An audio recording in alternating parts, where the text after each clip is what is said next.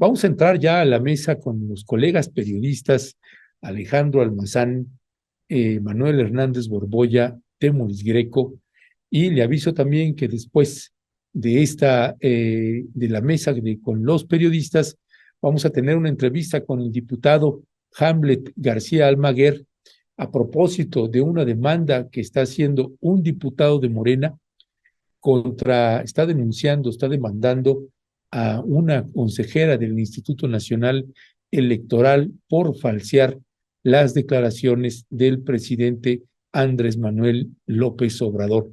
Ya estaremos también platicando con el diputado Almaguer sobre eso. Por lo pronto, vamos entrando ya a la mesa con los queridos periodistas Manuel Hernández Borboya, que ya lo veo por ahí, Temoris Greco, Alejandro Almazán, colegas periodistas, muy buenos días, bienvenidos.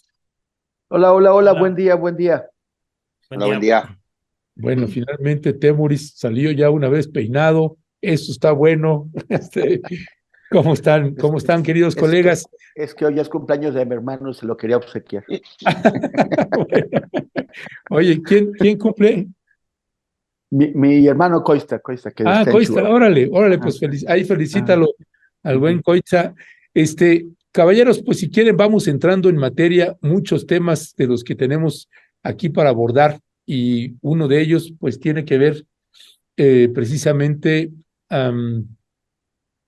déjenme que me perdí, sí, ayer en la charla que teníamos en el intercambio ahí Alejandro Almazán y Manuel Hernández Borboya hacían también algunas propuestas sobre los ejes temáticos y tienen que ver pues precisamente los laberintos en los que andan metidos tanto el Frente Amplio opositor, el Frente Amplio mexicano y Morena en sus procesos internos, lo que está sucediendo, decíamos, un corte de caja, pues ya están a unos cuantos días, a 6 días de que termine ese periplo, que han tenido que hacer giras anticipadas, giras que desde mi punto de vista generan también mucho desgaste. eh, y también un actor que alguna vez hace varios meses lo habíamos comentado y me decían los colegas, todavía no es tiempo, todavía no es tiempo. Pues parece ser que ya es tiempo de abordar también este papel de movimiento ciudadano, porque ahorita sí empieza a ser un actor que puede ser importante también dependiendo de lo que suceda también en Morena. En fin, hay muchas teorías, muchas corrientes. Yo iniciaría contigo, mi queridísimo Alejandro, precisamente hablando de movimiento ciudadano en este escenario político electoral, con divisiones, también ellos también están recorriendo su laberinto, divisiones al interior de Movimiento Ciudadano, que si se jalan a un candidato externo, que si no, que si es uno de ellos. En fin, ¿cuál es tu valoración de lo que se está viviendo en este partido, Alejandro? Hola, hola, hola. Pues mira, ayer, ¿no? Hubo este anuncio, ¿no? De Alfaro, que lo siento como un amago, ¿no? Como una amenaza, es decir, le dice a Dante Delgado que pues prácticamente a él ya no le interesa estar en ese partido. No dice textualmente que va a renunciar, yo creo que, bueno, pues ahí están estirando la liga. Que finalmente, si Movimiento Ciudadano tiene una base, esa base está en Jalisco, y yo creo que Alfaro finalmente contra eso también está jugando, ¿no? Es decir, es como su pieza, ¿no? Con la que puede estar jugando con Dante Delgado. Yo creo y bueno, yo creo que Dante, no es que no necesite a Jalisco, por supuesto que lo necesita, y tampoco creo que Dante piense que a nivel nacional él tiene toda la base para poder ganar.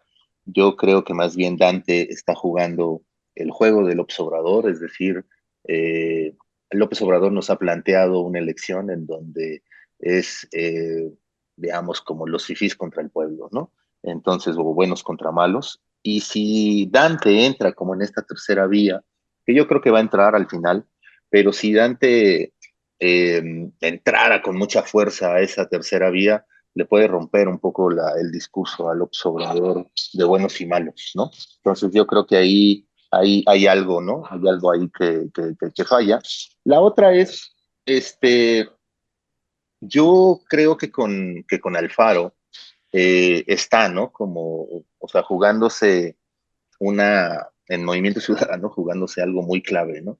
Si Alfaro se sale de Movimiento Ciudadano al final, como parece que puede ser, yo creo que a Movimiento Ciudadano le va a empezar a costar mucho volverse a construir, digo, porque las bases no las tiene Nuevo León, tampoco tiene bases en Campeche, donde en algún momento quiso o casi estuvo a punto de ganar una elección, ¿no? Ahí en Campeche, ¿no?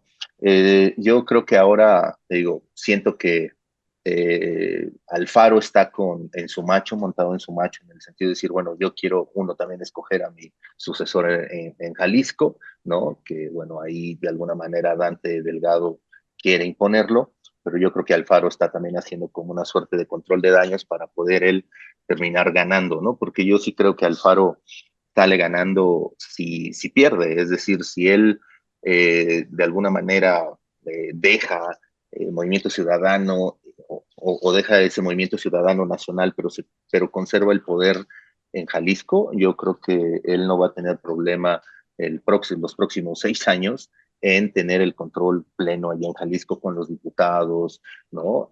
Sobre todo bueno, pues con los diputados y con los alcaldes, ¿no?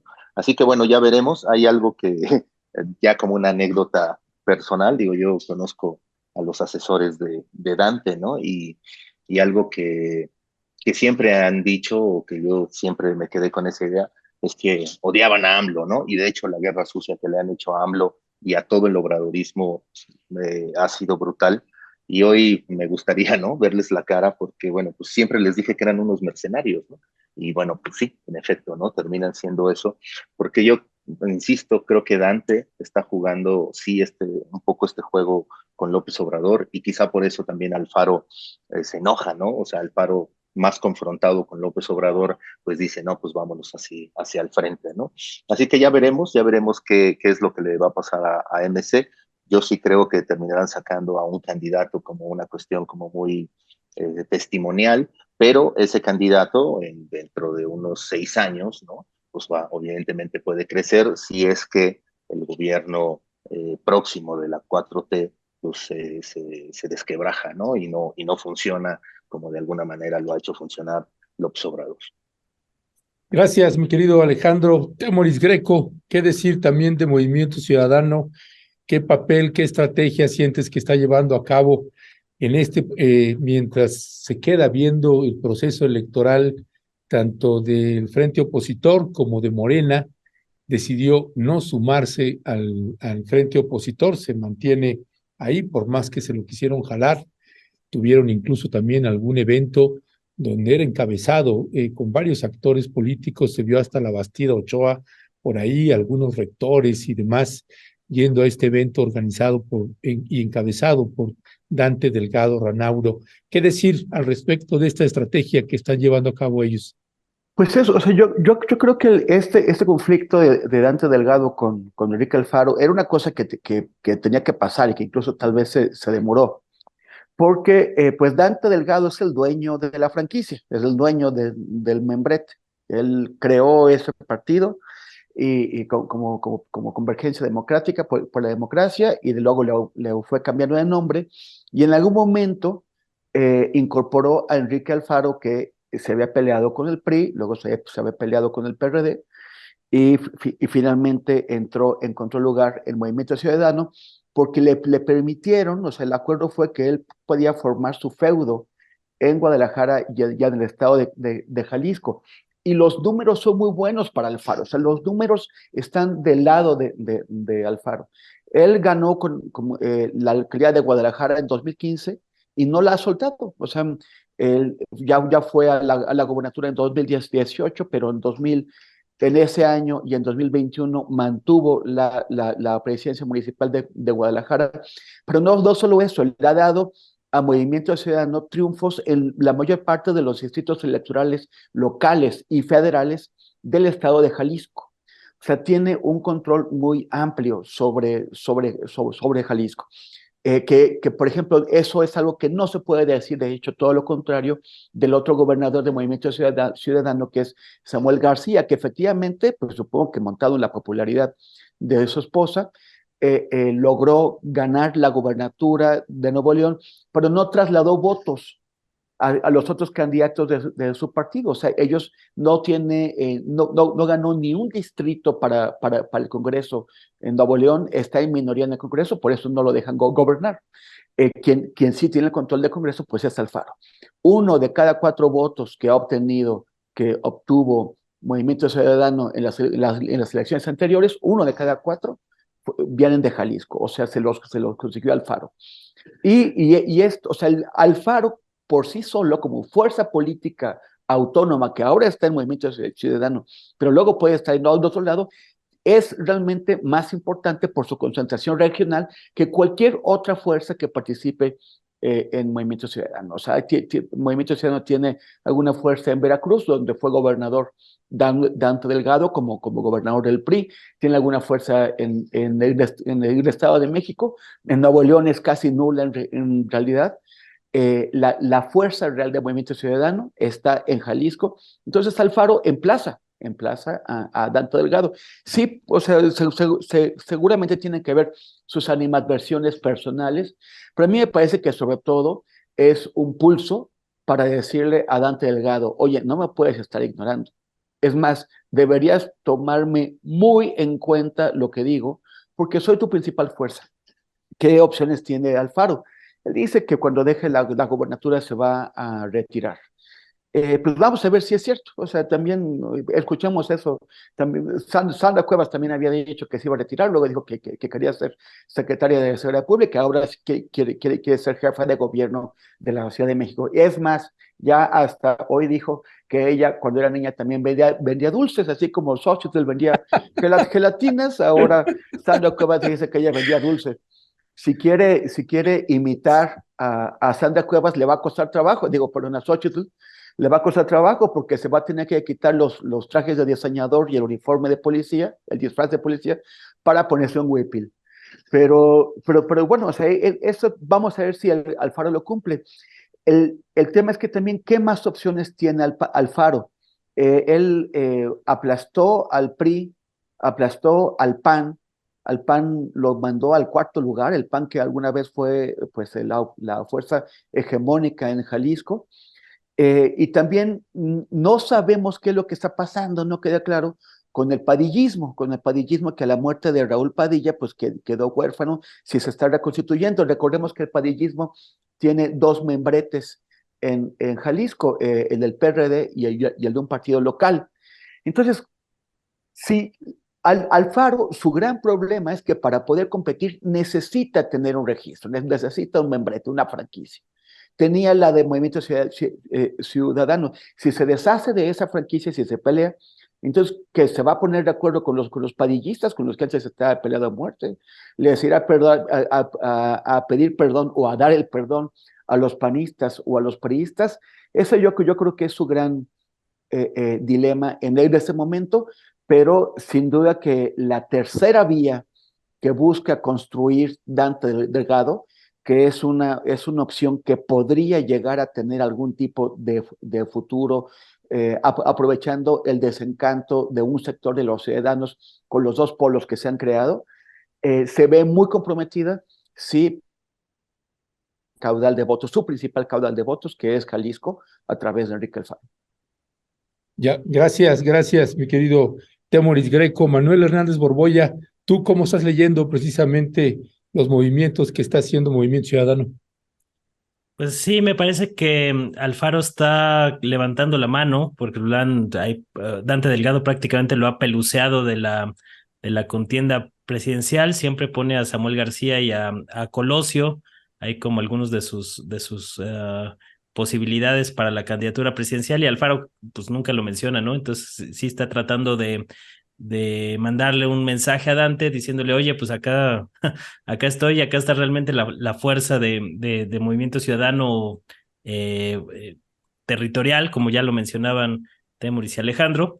Eh, pero también me parece que pues Dante trae completamente otra jugada, ¿no? O sea, que no interpela mucho a las necesidades de Alfaro. Acuérdense que Alfaro también había dicho que él era de los promotores de que Movimiento Ciudadano se sumara a la alianza PRI-PAN-PRD en un bloque único. Pues de hecho, Alfaro fue promotor de este grupo de gobernadores de oposición que se que se hizo agua.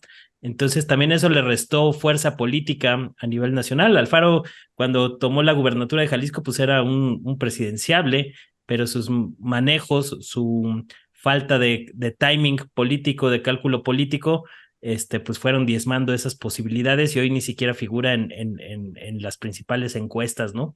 Entonces, a mí me parece que va por ahí el asunto y a mí me llamó mucho la atención un clip que subió por ahí Sabina Berman con una entrevista que le hizo a Dante Delgado, que va a aparecer completa el jueves, pero le pregunta en uno de esos clips eh, si estaba contemplando Dante Delgado una candidatura presidencial para Marcelo Ebrard en caso de que rompieran, y lo que Dante contestó fue eh, nada más que se acuerde el presidente López Obrador que Marcelo y yo somos muy amigos.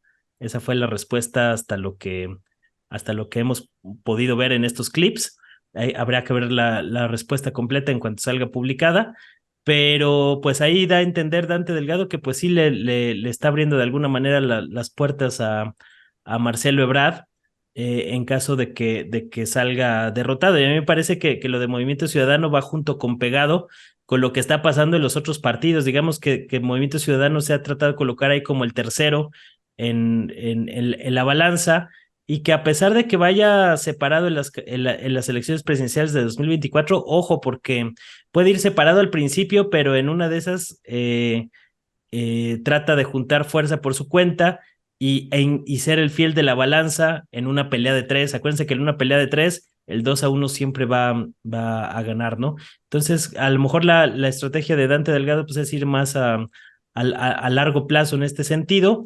Y pues habrá que ver cómo se van moviendo las preferencias con los otros partidos. A mí me parece que sí, el berrinche que ha hecho Marcelo Ebrard en la última semana ha sido muy notorio, muy evidente su descontento, y que parece que lleva las de perder. O sea, yo estaba sumando encuestas y hay más de 20 encuestas que ponen como puntera a Claudia Sheinbaum y solo 2 o 3 a Marcelo Ebrard. Marcelo dice que todas las encuestas de Claudia están amañadas y solo las suyas, las que lo favorecen, son las verdaderas, ¿no? A mí me parece que ya es un intento desesperado de Brad, de verdad que no le están dando los números y está mandando pues también estas señales de ruptura. Por su parte, el presidente López Obrador ha dicho que pues él no ve que haya favoritismos o que haya una competición injusta, y pues se le están acabando los días. Acuérdense que a partir de la próxima semana entra un periodo de veda en el que ya se acabaron las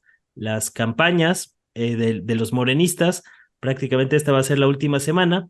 No se ha visto que en 2 meses se haya movido realmente gran cosa el escenario, y habrá que ver cómo reacciona Ebrard. Yo creo que eso también puede mover muchas cosas dentro del Movimiento Ciudadano. Habrá quienes estén en contra, habrá quienes estén a favor, y yo creo que también lo que está haciendo Alfaro ahorita con este amague a Dante, pues es también mandar señales ante una posible eh, candidatura presidencial de Marcelo Ebrard en caso de que no resulte vencedor en el proceso interno de Morena, como hasta ahorita parece que va a ser. Ya, gracias Manuel Hernández Borboya. Te preguntaría brevemente también, y ya entrando también al tema de lo que está pasando dentro del partido Morena, en tu análisis, también te preguntaría sobre esto último, mi querido Alejandro, de si ves que hay una puerta semiabierta y una posibilidad de que Marcelo Ebrard, en el caso de no quedar en Morena, se atreviera a pasarse a Movimiento Ciudadano o no. Bueno, es una teoría que he planteado desde hace quién sabe cuánto, pero no sé, ¿cuál es tu lectura, mi querido Alejandro? No, yo creo que Marcelo se va a quedar en Morena. Tiene más que ganar en Morena que saliéndose. O sea, creo o la lectura que yo le doy es que Marcelo se va a quedar con el Senado, y que ahorita lo que más bien está haciendo Marcelo es estar estirando la liga, negociando, ¿no? Tratar de negociar posiciones, ¿no? Sobre todo eso, posiciones. Creo que todos los candidatos están negociando eso con Claudia Sheinbaum, que pues, evidentemente va a ganar, ¿no? Ahorita ya hablamos ahorita un poco más de este corte de caja, pero siento que Marcelo no perdería más yéndose a Movimiento Ciudadano. y más bien creo que Marcelo va a esperar desde la candidatura del Senado y desde el Senado, cuando ganen, ¿no? Esperar más bien todos los pasos que vaya dando Claudia Sheinbaum, ¿no? A mí me parece que la presidencia o la candidatura de Claudia Sheinbaum va a tener muchísimas complicaciones. Ya lo estamos viendo desde aquí, desde la pre-campaña, así que bueno, creo que la campaña también va a traer complicaciones. Y ahora sí que como está Movimiento Ciudadano así de sopilote, ¿no? Viendo hacia dónde se va, pues Marcelo de alguna manera también lo está, ¿no? Es decir, él también está mirando hacia, bueno, quedándose en Morena, pero pues esperando esa oportunidad en donde él pueda brillar, ¿no? Y desplazar a Claudia Sheinbaum. A mí me parece que va más por ahí, ¿no? Ricardo Monreal de alguna manera tiene también, bueno, pues una amistad con Marcelo. En una de esas, imagínate que Monreal decline por Marcelo, ahí ya se pondría difícil. Yo creo que por eso también están las teorías de que a Ricardo Monreal ha negociado, ¿no? Prácticamente la candidatura del gobierno del DF para que él sea y no decline a favor de Marcelo y Claudia gane sin sobresaltos la encuesta, ¿no? Por ahí creo que puede ir. Hablando un poco más de Marcelo, siento que Marcelo prácticamente en su campaña no nos engañó, es decir, Marcelo es un progre neoliberal e hizo una campaña progre neoliberal, ¿no? Y lo hizo yo creo que también pensando en que no tiene el favoritismo en las bases, entonces, bueno, pues tenía que salir digamos, a la sociedad, ¿no? A la sociedad civil, con la ciudadanía de a pie, con todos, de todos los partidos, de todas las ideologías o sin ideología, ¿no? Para tratarlos de convencer. Yo creo que ahí, en ese sentido, Marcelo eh, no nos engaña, nos dice quién es y bueno, al final creo que también su campaña, por lo menos para mí, no funcionó. Algunos dicen que ha sido muy inteligente, yo no veo de dónde, pero bueno, respeto, ¿no? Las opiniones. Adán siento que en su campaña terminó aprovechando su calidad de tabasqueño, ¿no? Y los recursos y los conectes con gobernadores, ¿no? Creo que fue armando una campaña muy priista, ¿no? Pero también siento que la guerra sucia que le hicieron, sí le hizo mella y ya no levantó más, ¿no? O sea, le hicieron mucha guerra sucia a Adán, sin duda, ¿no? Le colgaron, bueno, eso sí, le exhibieron sus excesos, pero le colgaron otras cosas que, pues bueno, ya tenían que ver en el terreno personal, ¿no? Siento que Noroña, Monreal y Velasco, pues al final al lograr entrar ya ganaron, ¿no? O sea, ellos, lo dijimos aquí, ¿no? Que ellos prácticamente ya habían ganado con que los incluyeran. Y yo creo que pueden ganar todavía más, ¿no? O sea, Noroña hoy está muy pegado o defendiendo mucho de pronto a Claudia Sheinbaum, ¿no? Yo creo que el que había criticado más a Claudia Sheinbaum durante los años anteriores había sido Gerardo Fernández Noroña. Hoy parece que está ahí como muy pegado. Monreal, como les decía, podría como declinar por Marcelo. Y Velasco, yo creo que el único que está él negociando es la impunidad, ¿no? O sea, él no tiene otra cosa que negociar más que su impunidad. De Claudia, yo me puse a recordar las frases de AMLO en campaña, ¿no? Y AMLO decía que los candidatos se vendían como papitas, que salían en las revistas del corazón, que se aprovechaban de los programas sociales. Y volteo y digo, pues creo que estas cosas hizo Claudia, ¿no? Digo, los demás candidatos, por supuesto que también, pero Claudia también lo hizo y yo siento que, bueno, una doctora, pues terminó convertida en una tiktokera, ¿no? Es decir, en vez de esta seriedad y que tiene muchísimas virtudes la doctora, los asesores terminaron pensando en que sería mejor un personaje un poco más frívolo, ¿no? Más chabacano, ¿no? Y bueno, a mí en ese sentido, bien dicen, ¿no? Que las campañas van desnudando a los candidatos, candidatas, y a mí, bueno, me sorprendió mucho que Claudia Sheinbaum de alguna manera no fuera congruente. Me decepcionó un poco, la verdad, digo, seguramente a otros conquistó en las campañas, porque de eso se trata, ¿no? Pero por lo menos en mi caso, sí me puso, ahora sí que esas banderitas rojas que pone la gente ahí en el tweet, ¿no? Así de, oh, ¿qué onda? ¿Qué está pasando? ¿No?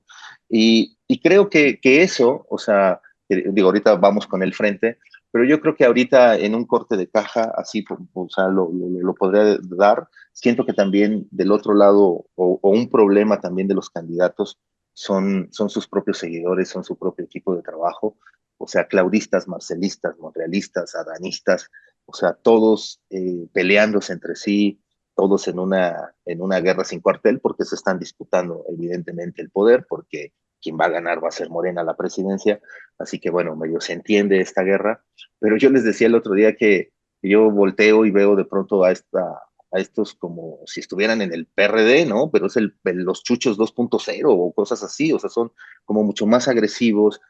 Ahora los claudistas están con una narrativa de, bueno, como va a ganar Claudia, quién sabe si Marcelo va a ayudar al plan C de López Obrador en el sentido del Congreso, ¿no?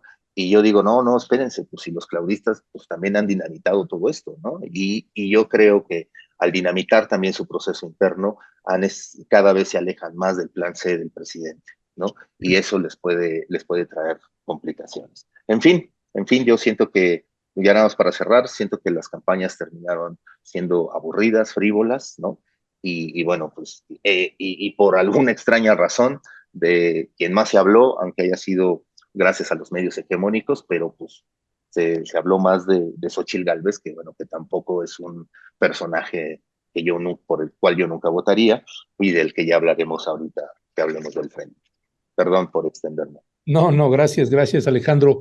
Dice Maribel Ruiz, Ebrard, ¿podrá lidiar con el calificativo de traidor? Dice Sinful Feber, uy, espántame Panteón, llévenselo en Morena, ya está muy odiado, ya casi llega al nivel de Monri. Dice María de los Ángeles, Lara Lujano, Patterson, Cepeda Patterson comentaba que Brad no se iría a Movimiento Ciudadano, a donde solo podría obtener un 15%, podría obtener más en Morena como coordinador del Senado.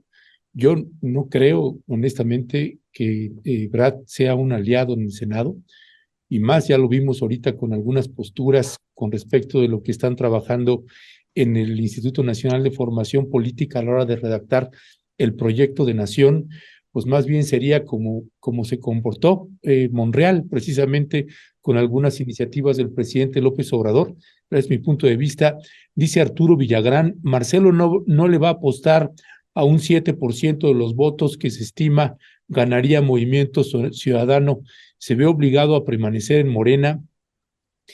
Marco Alvarado, México tan cerca del TEMEC y tan lejos de las BRICS, unos gandallas y hegemónicos, y del otro lado multipolaridad y acuerdos de igual a igual.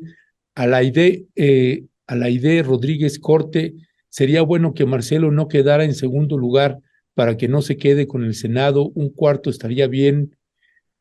Bernal Manzanilla, entonces Alejandro Almazán confirma que estas elecciones son simular en buena medida. Valentín Ruiz, como demócratas dan pena no mencionar a Noroña, los hace igual que los de la derecha, no son neutrales, bajita la mano, le imponen a la gente que solo hay dos, y creo que se equivocan y desconocen al pueblo. Pues bueno, hay señalamientos, sobre todo la gente que simpatiza con Noroña, pues también se apasiona mucho, nos ha tocado leer en ese sentido. A muchos les ha gustado Noroña, que consideran el más congruente a la hora de las giras y los discursos. A otros, pues no, que tiene algunos estigmas que está arrastrando mi querido Temoris Greco, que lleva arrastrando. Ayer alguien nos decía, no me acuerdo si en Twitter, en Facebook o en Instagram, nos hacía una crítica y decía, ¿y por qué, ahorita que escuchaba también a Manuel Hernández, os voy a decir los berrinches, porque yo también he dicho los berrinches y pataleos de Marcelo Ebrard en estas quejas y protestas y denuncias y demás hacia la dirección de Morena y a la secretaria de Bienestar? eh, pues dicen, pero pues no dicen que sí es cierto lo que está denunciando. En fin, ¿cuál es tu balance ahí de lo que está pasando en Morena?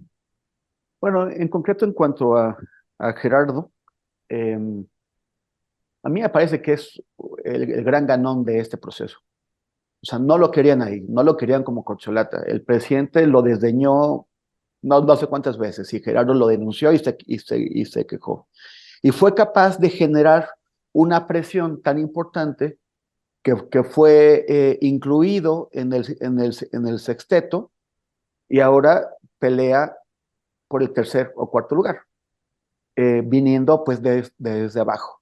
A mí me parece que ha alcanzado un nivel de conocimiento nacional que es importante y que le puede servir para plataforma para futuras aspiraciones. Pues, supongo, sí, evidentemente hay simpatizantes de él que quieren creerse la historia de que puede ganar la candidatura. Pues cada quien tiene derecho a creer lo que quiera.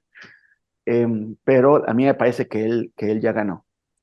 En cuanto a Marcelo, o sea, si Marcelo en el Senado, Monreal fue capaz de utilizar la coordinación de Morena en el Senado y eventualmente también la presidencia del Senado en su propio beneficio para ganarse una presencia importante y una capacidad de negociación con la oposición y con distintos sectores económicos y políticos, muy importante, a pesar del enorme peso que tiene la figura presidencial, del enorme peso que tiene la figura de Andrés Manuel López Obrador. Ebrard en el Senado no tendría una figura de tanto peso en Claudia Sheinbaum. Sería, o sea, pues todos los precandidatos, si obtuvieran la candidatura, le deberían la elección y todo este empuje que hay, pues a Andrés Manuel. Y lo mismo sería Claudia. A mí me parece que Marcelo tendría un amplio margen para usar el Senado, construyendo su propia candidatura. Ya lo había comentado, hay gente que no sé por qué quiere convencerse de que Marcelo está en su última posibilidad de llegar a la presidencia. Yo no lo veo así, seguramente él tiene prisa, él empezó una carrera política muy joven y debe haber calculado que podría llegar a la presidencia pues bastante joven. No es así, pero él tiene 63 años ahora, y si quisiera competir en 2030, pues él tendría 70 en 2030. Lula acaba de vencer a Bolsonaro en una competencia súper difícil, muy aguerrida, en un país más complejo y más grande que el nuestro, que es Brasil, con 77 años. Biden logró imponerse ante Donald Trump a los 76 años, y ahora va otra vez con él. Biden va a tener 80 y Trump 77, ahora que se vuelven a medirlos en esa competencia. O sea, Marcelo, si se cuida, el otro día lo comentaba, si come frutas y verduras, va a quedar en condiciones de competir otra vez. Entonces a mí me parece que si se serena, tal vez ya lo hizo, puede permanecer en Morena y lograr una interlocución con Claudia para darle apoyo en sus proyectos a cambio de que Claudia le permita crecer. Y también podría llegar a hacer ese el acuerdo con Andrés Manuel. Entonces eso. Ahora, ¿quién le tiene miedo a una candidatura de Marcelo por Movimiento Ciudadano? A mí no me parece que el miedo sea de Claudia ni de Andrés Manuel. A mí me parece que el miedo está en la oposición. O sea, ¿a quién le va a robar votos Marcelo? A la oposición le molesta mucho que Movimiento Ciudadano no se una al frente opositor, porque genera una alternativa para los descontentos. O sea, para aquellos que están molestos, bueno, que nunca quisieron a la 4T y Andrés Manuel, o que en algún momento la quisieron, pero están decepcionados y ya no quieren seguir por esa ruta, pero que tampoco se resignan a votar por el PAN, o tampoco se resignan a votar por el PRI. Esa es gente que probablemente se va a abstener, o que va a ir a votar, pues tapándose la nariz, a depositar su voto a la urna por el asco que les da, o que va a votar por Movimiento Ciudadano. Lo que haría Marcelo, uno de los comentarios que leíste es que se calcula que Movimiento Ciudadano tendría un 7% de los votos. No, la apuesta de Movimiento Ciudadano al postular a Marcelo sería multiplicar sus votos, obviamente.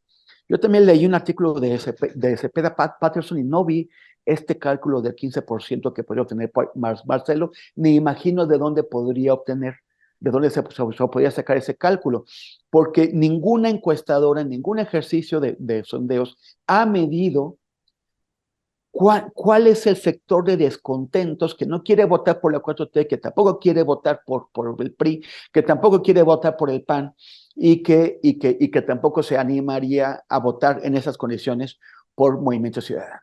O sea, no está medido, no lo podemos saber, pero sí podemos imaginarlo. Y ese sector es al que aspira, ese sector. O sea, si la candidatura de la 4T en casi todos los sondeos obtiene más del 50% de los votos o de las preferencias, con eso le basta para ganar. A quien le urge ir sobre los indecisos, sobre los descontentos que no se atreven a votar por la oposición, pues es a la oposición.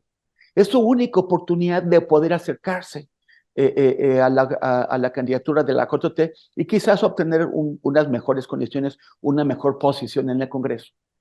Entonces, Marcelo les quitaría eso, les quitaría, o sea, entraría a los descontentos, entraría con los indecisos y probablemente incluso les arrebataría a muchos personas de los que van a votar por el PRI o por el PAN o por el PRIAN con asco. Entonces, quien más teme una candidatura marcelista está en la oposición. Y ya aquí, de plano, en el terreno de la especulación, pero lo planteo como hipótesis, yo me pregunto si no existiría, si no podría existir por ahí, no que exista, pero podría llegarse a dar un acuerdo entre Andrés Manuel y Marcelo para que Marcelo salga de una forma, en buenos términos, pero también de una forma convincente, porque no puedes salir sin pelearte y convencer a los descontentos, salir del acuerdo T y dividir el voto opositor para hacer crecer una bancada de Movimiento Ciudadano.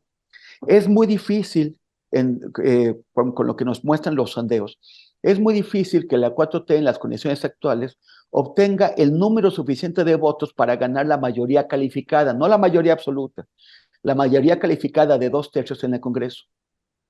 Pero el gran sueño de Dante Delgado es convertir al Movimiento Ciudadano en el partido que cree las mayorías en el Congreso. O sea, que tenga suficientes votos como para ser necesitado por un polo y por el otro, y poder decidir a quién le vende su amor.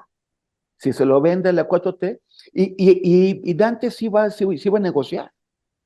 O sea, sí podríamos imaginar una bancada en el Congreso, una bancada parlamentaria del Movimiento Ciudadano tan grande como para poder darle, si negocia, la mayoría que necesita la 4T para lograr llevar a cabo el plan C y las cosas que se ha propuesto Andrés Manuel. O sea, no es un escenario de locos, es un escenario racional. O sea, que podría provenir de un acuerdo implícito entre Marcelo y Andrés Manuel para que Marcelo se salga a ganar esos votos. Y después podría producirse una reconciliación. Eso lo planteo como una hipótesis de posibilidad. Ya, gracias, Temoris. Manuel Hernández Borboya, ¿cuál es tu mirada ahí en todo porque vaya que sí es todo un enredo, y hay varias teorías también con respecto de Marcelo Ebrard en sus escenarios. No solamente hay gente que lo ha colocado pensando en Movimiento Ciudadano, no para esta elección, sino preparándose para la que sigue. Y otras corrientes han planteado de que finalmente quedarse en Morena no va a ser una opción para Marcelo Ebrard una vez que ya no esté el presidente López Obrador, que literalmente va a desaparecer de la faz de la tierra y no lo vamos a ver.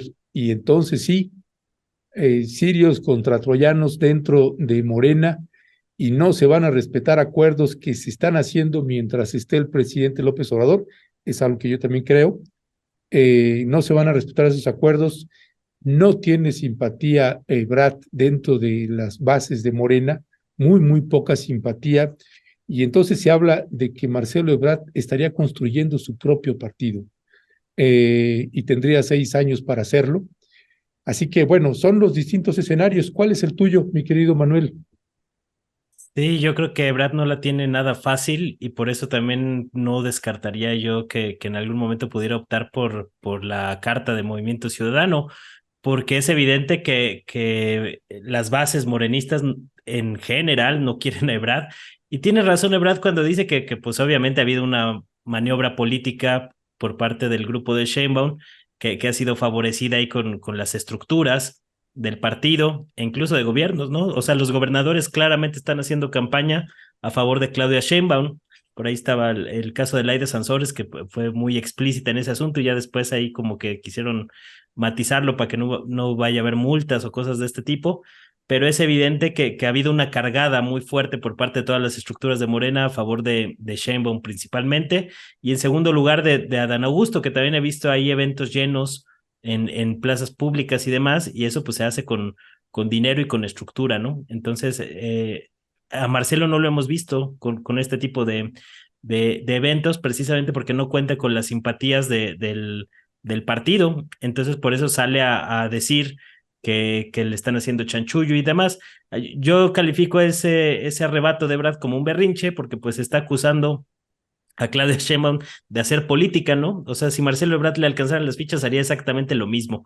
Lo que pasa es que ahorita pues está con la espada contra la pared y no está, eh, pues no está contento con esta situación, pues está bien el reclamo y lo que sea, pero creo que ya está muy decantada la cosa a favor de Claudia Sheinbaum. De hecho, cuando sortearon el tema de las encuestadoras que van a hacer las 4 encuestadoras espejo que van a sumarse a una quinta que va a ser Morena para definir este asunto, pues no se tiene mucha claridad, pero parece que precisamente meter ahí algunas corcholatas como Manuel Velasco, pues influyeron también en este proceso, ¿no? Porque al parecer salió una de Velasco que ocasionó ahí problemas o descontento por parte del grupo de Brad, porque decían que estaban favoreciendo a Claudia Sheinbaum con esa encuestadora, ¿no? Entonces también desde la entrada de esas corcholatas,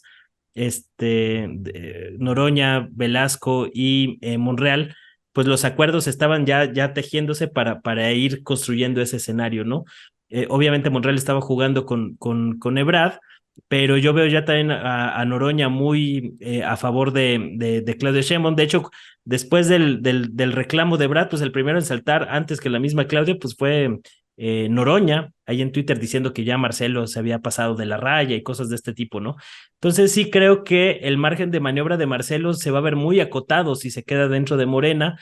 Una coordinación en el Senado le podría dar cierto aire durante algún tiempo, pero tampoco le garantiza gran cosa.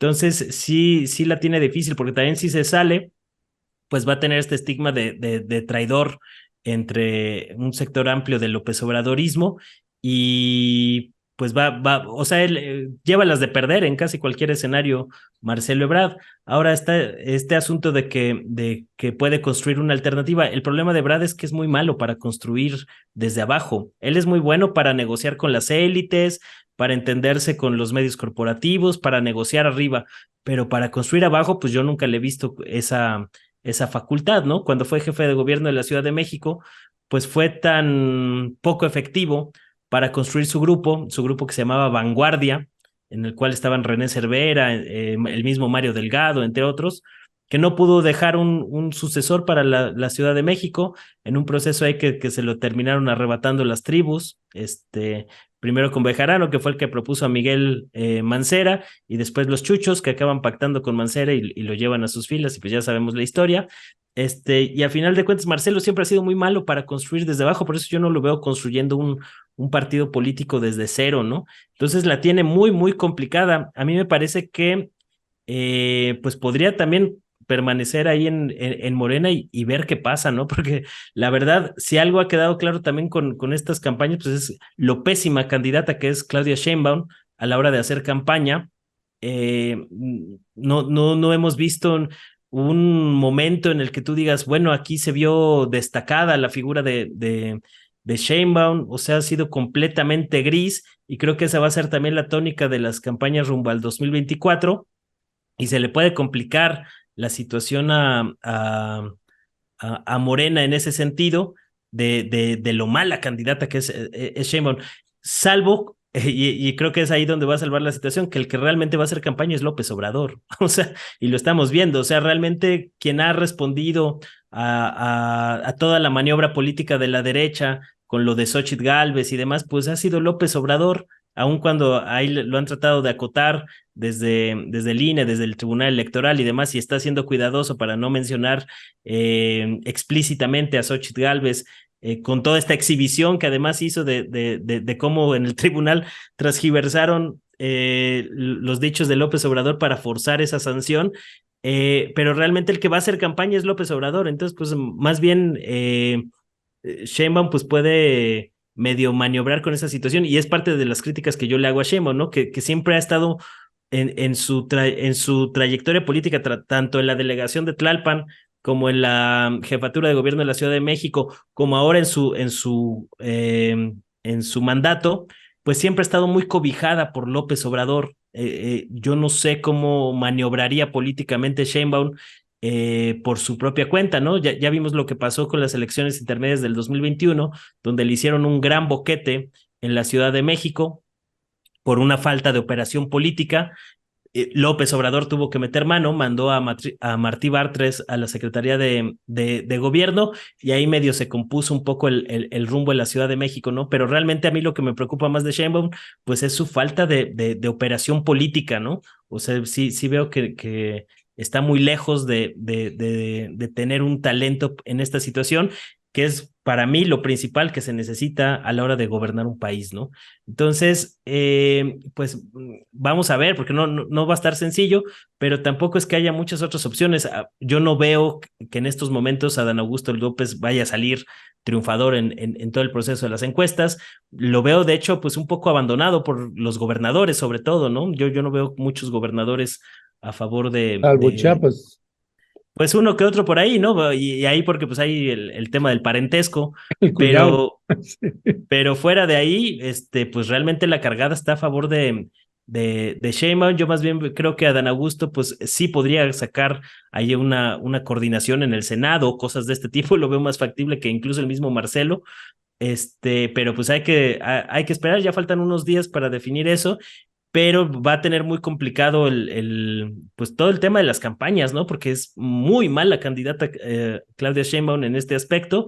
Y creo que también eso explica parte de la ofensiva que ha tenido López Obrador contra Xóchitl Gálvez para irla ablandando desde ahorita, en caso de que pueda ir creciendo. Que digo, de todas maneras, en cualquier encuesta que uno revisa, en cualquier escenario, pues el candidato de Morena pues va a llevar una ventaja de más o menos 20 puntos frente al candidato del PRIAN, que pues todo pinta ya también y ya está ahí muy puesta la mesa para que sea Xóchitl. Yo no veo a Beatriz Paredes, la candidata del PRI, como la candidata del bloque. De hecho, pues ya hay presiones, como lo hubo con Santiago Krill, para que Beatriz Paredes se baje de la contienda y deje sola a Xóchitl, lo cual también pues es un fracaso del bloque opositor del PRIAN en este simulacro democrático, ¿no? Porque ya tenían elegida Xóchitl desde antes, y todo este proceso para simular democracia, pues fuera de que les haya ayudado a legitimar a su candidata, pues ha demostrado que es una simulación más de las que prevalecieron durante el régimen neoliberal, y creo que también sale muy machucada Xóchitl en estos 2 meses, pero principalmente por la ofensiva que ha lanzado el presidente López Obrador, porque las corcholatas pues están en su dinámica y no las vemos, están más preocupadas por el juego interno que por el externo, y creo que eso también le está pasando factura a Ebrard, porque a final de cuentas él hizo una campaña para endulzarle el oído ahí a sectores de la derecha que están descontentos o dudosos del López Obradorismo, y lo único que demostró pues es que está más alejado ideológicamente de la 4T y de lo que representa el proyecto de López Obrador, y eso acabó desfondando la campaña de Ebrard, que nunca terminó por despegar. Gracias, Manuel.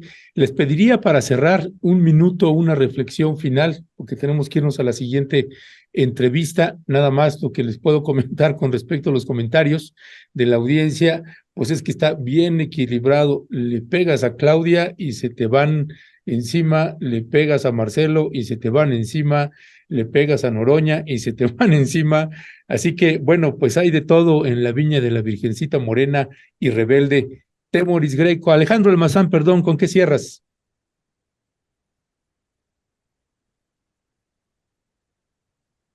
Hello. Bueno, Ah, ya. ya perdónenme, Ajá. que se me fue el sonido. ¿Con qué cierras, No, Alejandro? Un bueno, minuto. para que nos odien también los de Xochitl, no, yo creo que algo que hace falta, o sea, de hablar es también, o sea, el frente, yo creo que al final ellos se fueron a los tiempos de López Obrador les puso los tiempos, eh, salieron toda una bola de impresentables, o sea, nunca me imaginé que Silvano Aureoles, ¿no? Quisiera ser candidato presidencial, imagínate, ¿no? Un personaje como él. Y bueno, al final pues se quedan los menos impresentables, ¿no? En este sentido, Beatriz Paredes y Xochitl, yo coincido con Manuel, creo que Beatriz no va a ser la candidata, sobre todo porque si metes a un priista como candidato, o sea, a ese frente se desfonda, ¿no? Entonces, tiene más posibilidades una panista o alguien que no es panista o que dicen que no es panista, ¿no? Aunque también creo que Xochitl en estos 2 meses la inflan, por eso quizá tiene mayor presencia que las corcholatas, pero su milagro pues era nada, ¿no? O sea, no es cierto. O sea, es una candidata vacía. Yo les decía el otro día que a mí me parece que tiene muchas grietas. Xochitl en estos meses se mostró de alguna manera su modus operandi de corrupción cuando fue delegada, ¿no? Así que bueno, yo creo, bueno, al final será Xochitl.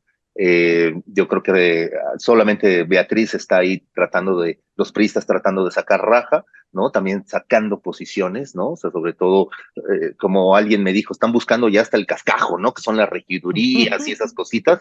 O sea, todo es válido para el priismo, ¿no? Y sobre todo un priismo comandado por Alito, ¿no? Entonces, bueno, para que ya no nos insulten tanto los marcelistas ni claudistas, bueno, ahora que vengan los Xochis, ¿no? Los Xochis y los otros, ¿no? A golpearnos, ¿no? Pero no, yo sí creo que al final el frente no tiene esa mayor posibilidad.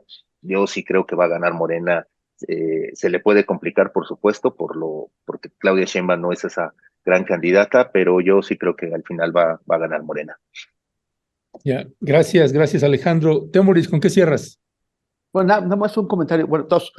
Uno que el Universal encontró una credencial de Mario Fabio Beltrones de los años 80 como una credencial de la Dirección Federal de Seguridad, que es esta organización parapolicíaca tremenda que asesinó mucha gente, entre ellos a Manuel Buendía, y que estuvo aliada con la Federación de Guadalajara, con Caro Quintero y compañía. Entonces, Mario Fabio sacó un tuit donde dice que no, que cómo le inventan que él era agente, que él era secretario particular del subsecretario de Gobernación, pero la credencial de esa Dirección Federal de Seguridad, o sea, si no era agente de la DFS, si estaba charoleando como tal. Entonces, pues bueno, pero eso nada más. Y pues el otro es que antes de empezar estaba buscando, me acordé de Catalina Krill, aquel personaje mítico de una telenovela que resulta que es de los años 80. No se ve que era de hace tanto tiempo. Esta señora que tenía un parche en el ojo. Y entonces yo estaba pensando para hacer el juego a ver si se podía hacer alguna comparación con Krill, pero veo que no, porque dice que, o sea, era tremenda esta señora. En 6 meses se echó, o sea, es lo que en 6 meses mató a 8 personas en la telenovela, ¿no? Y pues lo más que hace Krill es hacer tragicomedia. Me pareció que sí, pues más bien ya se echaron como a 8 precandidatos más o menos en ese proceso. Entonces el parche en el ojo habría que ponérselo o a Xochitl o a Claudio X o a la gente que está manejando el proceso, porque sí ha sido una carnicería de descartados y planchados y pisoteados ahí. Pero bueno, entonces... Gracias, Temoris. Manuel, ¿con qué te despides? Pues creo que a final de cuentas va a ser Xochitl la candidata del frente. Como decía Alejandro, se va a desfondar si es Beatriz Paredes. Vamos a tener, eso sí, una contienda entre mujeres. parece que vamos a tener por primera vez una presidenta en México. Va a ser interesante cómo se va a desplegar eso. Creo que Xochitl se ha metido el pie ella sola con este asunto de las micheladas, con decir que las personas de Chiapas no tienen dentro de su cultura trabajar 8 horas, cosas de este tipo que también están mostrando a una candidata más débil de lo que estaban apostando en el bloque opositor. Creo que la inflaron demasiado y que va a tener muchos problemas, o sea, porque hemos hablado de los problemas de Claudia, ¿no? Pero los problemas de Xochitl van a andar por ahí, ¿eh? O sea, se le va a ir la lengua en más de una ocasión, va a tratar de decir que no dijo lo que sí dijo, que Gurría no dijo lo que sí dijo, que Fox no dijo lo que sí dijo, y van a tener muchos problemas para sostener eso. Yo veo que, a pesar de todo, yo creo que no, el escenario es inmejorable para López Obrador, que realmente va a ser el que va a llevar las riendas del proceso electoral. O sea, yo creo que él está por dentro, pues, contento, obviamente, pues sin confiarse, pero en un escenario yo diría inmejorable. Aquí también yo creo que hay que ver que algo que podría cambiar el rumbo de la elección son los factores externos, que también no hay que echarlos en saco roto. Hay que ver cómo se van moviendo las cosas, pero que realmente, si no hay un factor externo de peso, no veo cómo se vaya a mover drásticamente la elección de aquí al 2024. Ya. Temoris Greco, Alejandro Almazán, Manuel Hernández Borboya, como siempre, muchas gracias. Un fuerte abrazo a los tres. Gracias, hasta luego. Gracias, Bien, gracias. bye, bye. Hasta luego. Hasta Chao. pronto. Gracias, gracias.